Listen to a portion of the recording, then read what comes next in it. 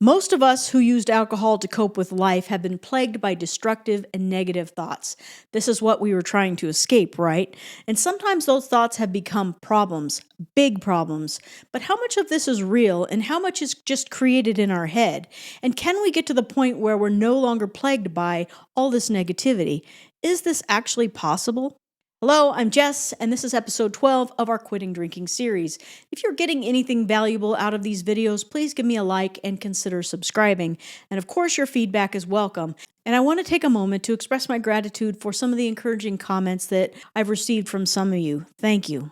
Problems bother me only to the degree I permit. I now better understand my problems. I do not permit problems to overwhelm me. And then there's this. Negative thoughts destroy only myself. My first conscious sober act is to remove negativity from my life. Well, that sounds easy, right? Of course it doesn't. But these are two powerful statements from the New Life program that significantly impacted my journey to sobriety. But let me propose that part of our successful recovery from disordered drinking will require us to develop this mindset. So let's jump in and explore how a lot of these problems are created only in our minds and how continued use of alcohol can prevent us from being able to find a place of solid ground within ourselves to see reality for how it is. The mind is very powerful at creating a false sense of reality that is very convincing because, well, we tend to fixate on it. But if we develop our awareness skills, we can see through the haze of these illusions and find clarity. We can see if these problems actually exist and we can find rational solutions. So how do we create these problems just in our minds? Most of us do this whether we use alcohol or not. And as a species, we are naturally problem-oriented. And it's a way that we've survived when we lived in a more dangerous world. We had to be able to identify problems, but problems these days aren't so concrete in our modern world, where our minds are evolving and technology is evolving. And we no longer have issues about things like how not to get eaten by a wild animal. Now our problems are more psychological, more interpersonal, and they're related to what people will think about me. Will I be respected and liked? How will I get people to like me? We are so fixated on our self-image, and if that image doesn't meet a certain standard, we start to create a problem out of that. We have issues that are rooted in low self-worth and concerns about external validation. We deal with perfectionism and fear of failure, and the running theme is always our image of me. Because the fixation is usually directed towards our mental image of ourselves, our minds construct all kinds of problems that bring a sense of insecurity in that person that we think we are. Notice the thoughts that we entertain and fixate on have some sort of meaning attached to it, embedded right in it. That is the very reason we're fixated on it in the first place. The meaning is the feeling that the thought evokes. It's all based off of memory and conditioning. And say if something happens outside of us, say somebody says something mean or rude, and it resonates with something inside of our memory that had a particular feeling energy attached to it. So it comes up and we create a problem out of it. We create a story about it and fixate on it. Maybe it reminds us of something painful that happened when we were younger. The more it gets our attention, the more powerful the illusion of it becomes. Cognitive distortion is defined as an exaggerated or irrational thought pattern involved in the onset or perpetuation of psychopathological states such as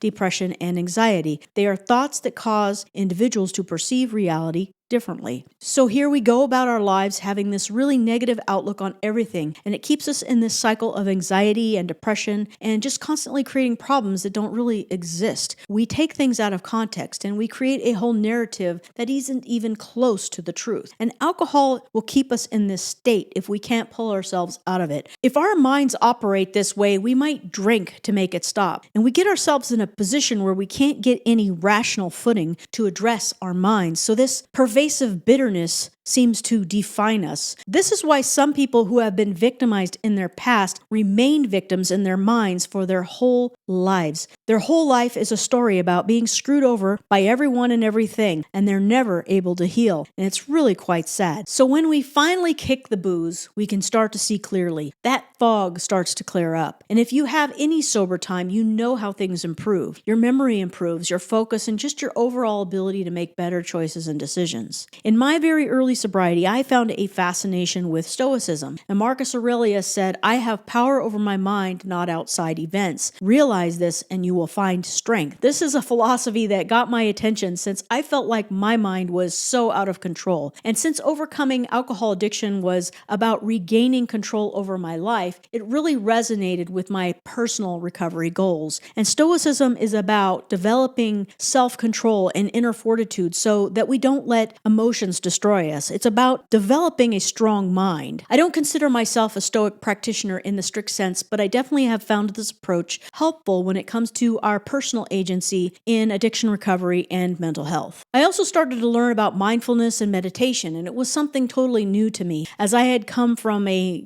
fundamental Christian background, and that was a big no-no. However, I learned about witnessing the thoughts and developing the skill to notice what thoughts arise, notice what thoughts that I attached to, and what made me attach to this thought over that thought. What was I getting caught up in my mental world? Before this, I had really no concept of being a witness to what my mind was doing. I just automatically identified as whatever thought or story was generated, never questioning its validity, but I eventually developed a sense of groundedness inside. While thoughts will naturally arise from beneath the surface, we can see what comes up and what we actually do with that thought and how that thought could morph into something more energized when we fixate on it. I also began to notice the feeling energy that surrounded certain thoughts. It's easy to sense when a particular thought suddenly brings a feeling of fear or anxiety. Meditation teaches how to work with the energetic phenomena that come with some thought forms. And if you tried it and gave up because thoughts just kept carrying you away, that's fine. The point is just to notice that. The noticing is the gateway, and the noticing and not engaging with the next one that arises. Noticing without adding a thought about the thinking. We are learning about the nature of our minds and, really all the funny ways that it behaves. This sort of thing is not mystical or weird when it comes down to it. It's just a way to practically work with the mental phenomena of the mind. I started to learn the fundamentals of meditation using an app called Headspace. We can see when we are chronic alcohol users, we probably drink to stop our minds from thinking about our problems. The more we do this, the more we magnify the regular challenges of life, things that normally would be easily handled. But we also create real problems with our drinking. We might have harmed our relationships with people that we care about. Maybe our bank account is depleted and our credit score took a plunge. Our health could be suffering. These are self-created problems that can only be solved by ourselves in the real world. We see the problems that we've caused and we just don't want to face them. But when we get to that point of surrender, we're going to realize this and find courage to deal with it in the best way. A big part of our successful recovery will be the mental work involved. When we realize just how unskilled we have been at dealing with life, we can accept responsibility and learn new ways. Our childhood influences,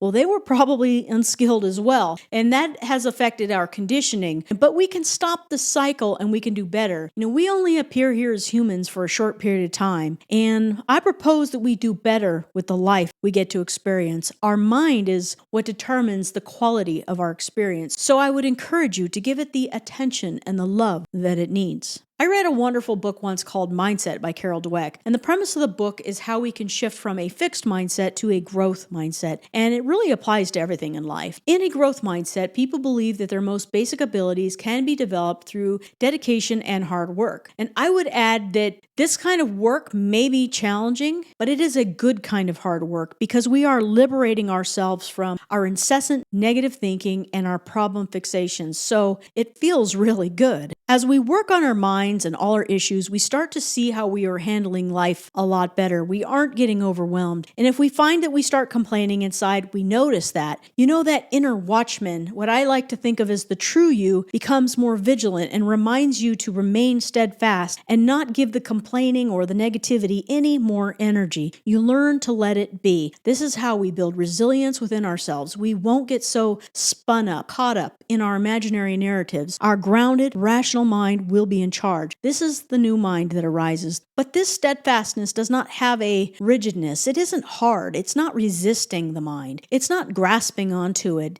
It's more like hands off, just not getting involved in the drama of the mind, not participating in it. This approach to life is much better than resisting and suppressing and pushing and struggling and eventually resorting to alcohol. Before I wrap this up, I want to mention how we cannot control the mind with the mind in the sense that we cannot control thinking with more thinking. It might seem contrary to what I've been saying, but this new mind I've mentioned is what I think of as the real you, the rooted, grounded you that is based in reality, your true inner essence. If that is too new agey, too woo-woo, you could also look at it scientifically. So, of course, I will refer to my favorite neuroscientist, Dr. Andrew Huberman, and what he says about taking charge of ourselves and our inner landscape. And if you ever listen to him, he refers to this top-down control. And this is what he said. Top-down control can only be done through the presence of a fully functional and matured prefrontal brain. It allows us to have a break over our limbic system, which is part of our brain responsible for our behavior and emotions. And he goes on to say, the key is to take control of the real physical entity, the phrenic nerves. And when you decide that you're going to use the physiological side to calm yourself, that's top-down control.